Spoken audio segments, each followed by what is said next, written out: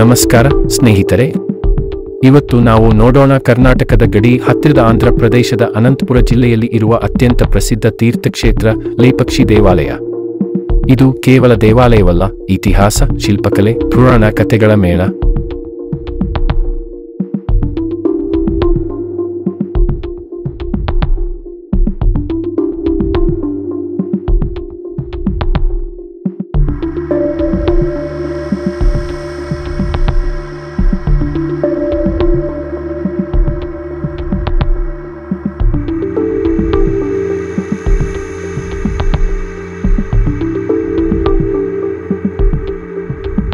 ಲೇಪಕ್ಷಿ ದೇವಾಲಯವನ್ನು 16ನೇ ಶತಮಾನದ ದಶಕದಲ್ಲಿ ವಿಜಯನಗರ ಸಾಮ್ರಾಜ್ಯದ ರಾಜಕಾರಣಿಗಳು ವೀರಣ್ಣ ಮತ್ತು ವಿರುಪಣ್ಣ ಸಹೋದರರು ನಿರ್ಮಿಸಿದ್ದಾರೆ.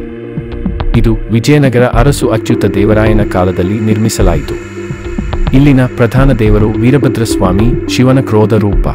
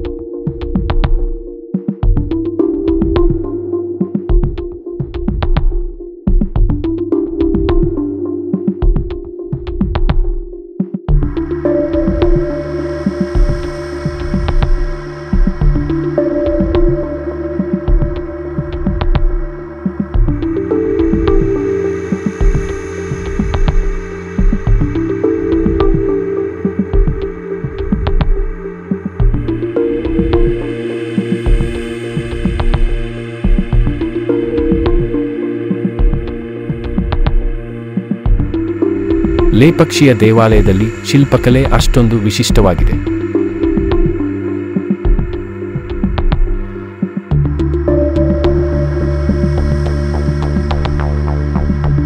ಲೇಪಾಕ್ಷಿಯ ಇತಿಹಾಸ ಮತ್ತು ಪೌರಾಣಿಕ ಹಿನ್ನೆಲೆ.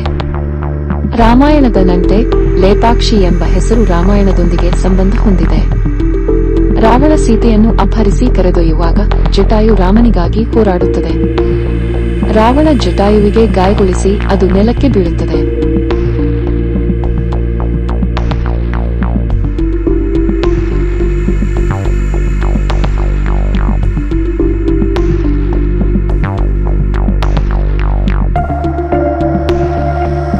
ಲೇಪಕ್ಷಿ ಎಂಬ ಹೆಸರು ಕೂಡ ಒಂದು ಪುರಾಣ ಕಥೆಯೊಂದಿಗೆ ಸಂಪರ್ಕ ಹೊಂದಿದೆ. ಈ ಸ್ಥಳದಲ್ಲಿ ರಾಮಾಯಣ ಕಾಲದಲ್ಲಿ ಜಟಾಯು ರಾವಣನೊಂದಿಗೆ ಯುದ್ಧ ಮಾಡುತ್ತಾನೆ. ರಾಮನು ಬಂದು ಅವನಿಗೆ ಲೇಪಕ್ಷಿ ಎಂದರೆ ಏಳು ಪಕ್ಷಿಯೇ ಎಂದು ಆಜ್ಞೆ ನೀಡುತ್ತಾನೆ. ಅಲ್ಲಿ ಪವಿತ್ರ ಸ್ಥಳವೆಂಬ ನಂಬಿಕೆ ಇದೆ. ಇಲ್ಲಿಯ ಶಿಲೆಯ ಮೇಲೆ ರಾಮನ ಪಾದಚಿಹ್ನೆ ಎಂದು ನಂಬಲಾಗಿದೆ.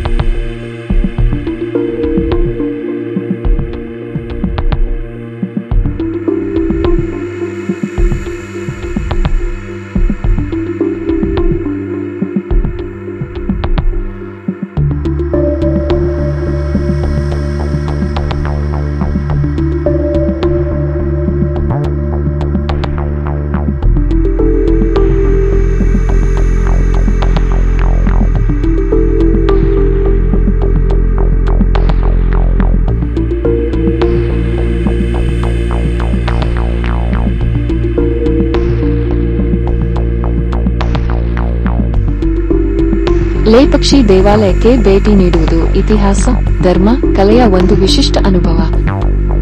ಇದು ತಿರುಗಾಟ ಪ್ರಿಯರಿಗೆ, ಇತಿಹಾಸಾಸಕ್ತರಿಗೆ ಮತ್ತು ಭಕ್ತರಿಗೆ ಒಂದು ಕಲ್ಪವೃಕ್ಷವಂತ ದೇವಾಲಯ.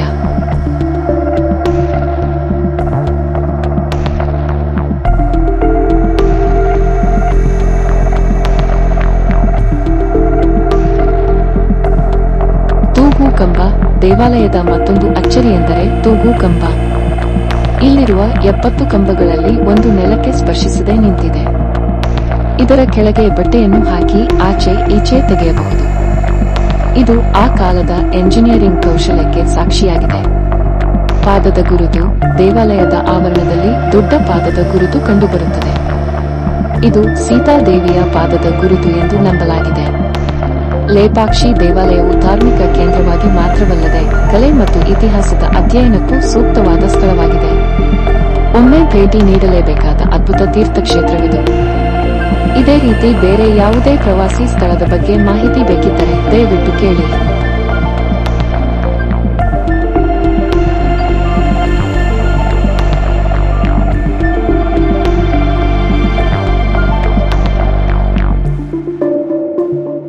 ಲೇಪಾಕ್ಷಿ ದೇವಸ್ಥಾನ ಸೌಲಭ್ಯಗಳು. ದೇವಾಲಯದ ಸಮಯ ಪ್ರತಿದಿನ ಬೆಳಗ್ಗೆ 6 ರಿಂದ ಸಂಜೆ 6 ಗಂಟೆಯವರೆಗೆ ತೆರೆದಿರುತ್ತದೆ. ಪೂಜೆಗಳು ಮತ್ತು ವಿಧಿಗಳು. ಪ್ರತಿದಿನ ಮಂಗಳ ಆರತಿ, ಅಭಿಷೇಕ, ಅರ್ಚನೆ ಮತ್ತು ರುದ್ರಾಭಿಷೇಕವನ್ನು ಮಾಡಲಾಗುತ್ತದೆ.